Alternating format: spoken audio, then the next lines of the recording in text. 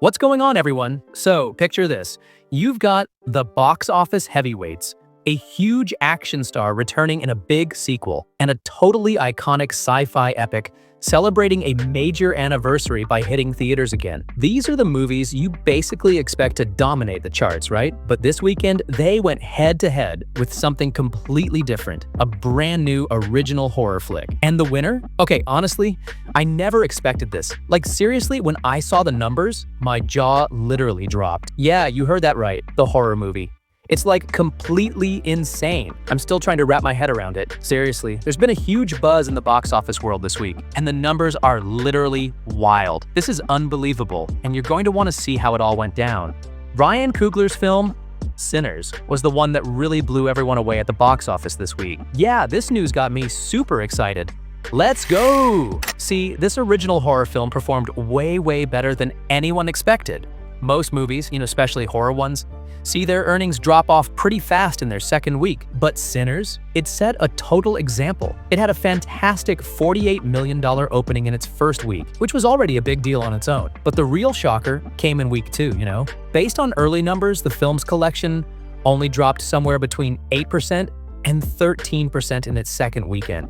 Oh my god, that figure is literally extraordinary, right? For a horror movie, where a 60 to 80% drop is totally common. This is huge. You won't believe it, but when I heard that, I was literally just stunned. That's nuts. It just goes to show how much the film resonated with audiences. A bunch of experts reckon this movie could easily cross the $200 million mark in North America alone, and it's looking really strong internationally too. So basically, this film just isn't stopping. Boom. They say a few things are driving this film's amazing performance. First off, the incredibly positive buzz from both critics and audiences. Critics gave it a killer 98% on Rotten Tomatoes, practically perfect, and audiences liked it 93%. Looking at those numbers alone, you could tell there was something special about this film. I mean, right? But the biggest deal? It got an A grade on CinemaScore.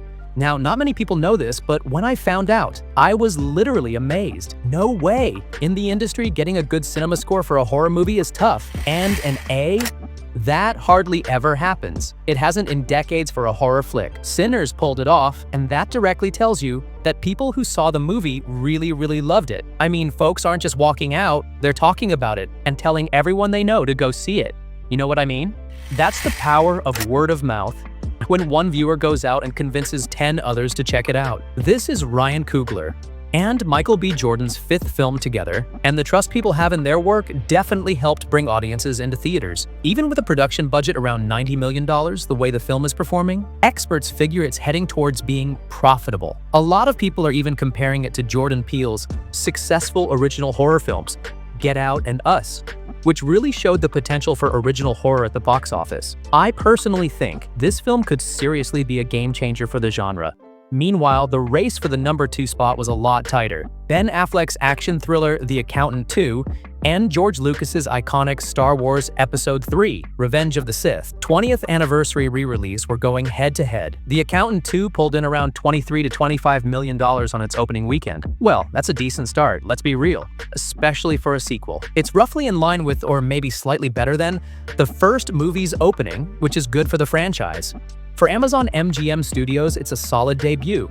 Audiences gave the film mixed to positive reviews, an A- on CinemaScore, and 92% liked it on Rotten Tomatoes, while critics were at 77%. So the numbers are okay, but definitely lower compared to Sinners, that's kind of how it is.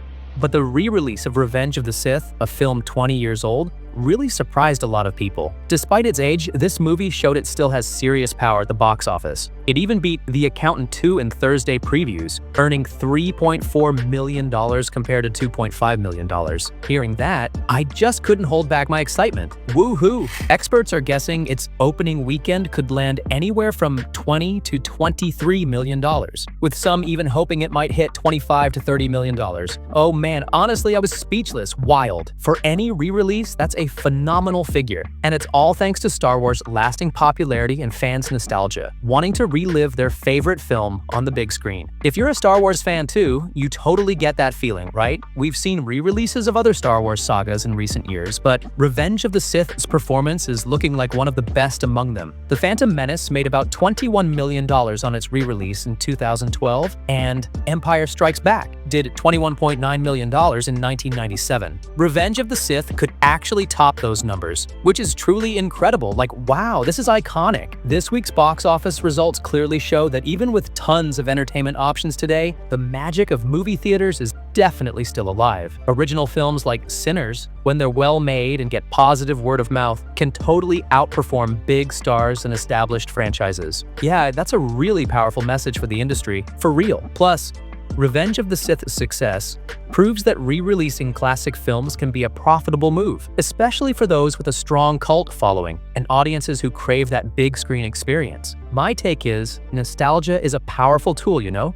Wrapping it up this week at the box office was owned by Ryan Coogler's Sinners. It surprised everyone with its exceptional performance.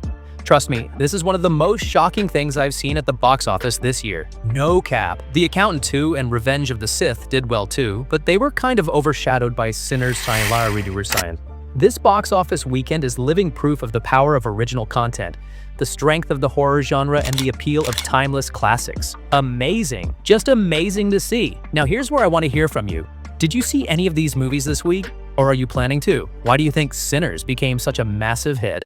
I mean, I seriously want to hear your thoughts. Dude, share your vibe check in the comments. Please share your opinions with us down below. Like this video and subscribe to our channel so you don't miss out on more interesting stories about films and the box office. Believe me, this stuff is important for you to stay informed, and we want you to be. Let's go. See you in the next video.